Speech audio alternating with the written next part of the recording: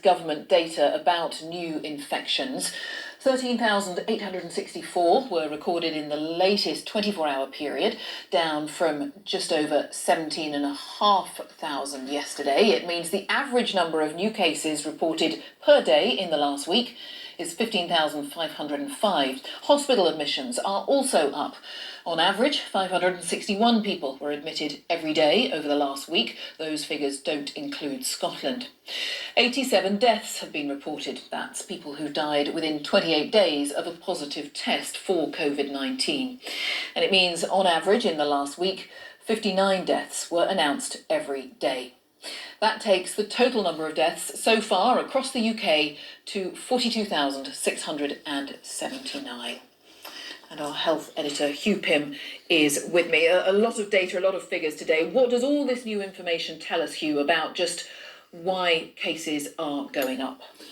Well, Jane, we have the survey findings, which a week ago suggested the growth of the virus was levelling off, but that now looks like a false dawn.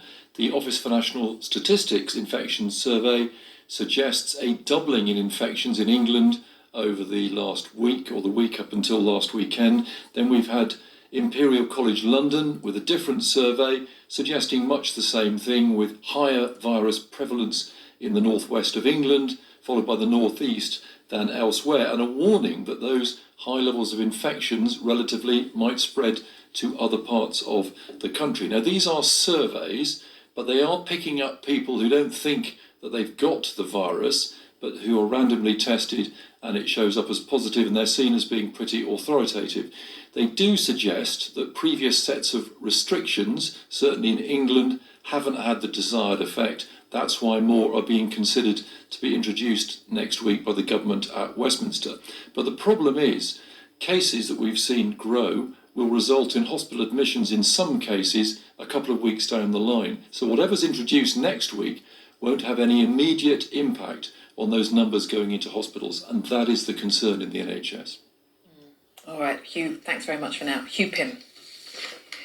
Well, a number of patients on a cancer ward at Edinburgh Western General Hospital have died following an outbreak of COVID-19. 6 other patients have been confirmed with the virus. NHS Lothian says it's investigating the outbreak, and the ward has been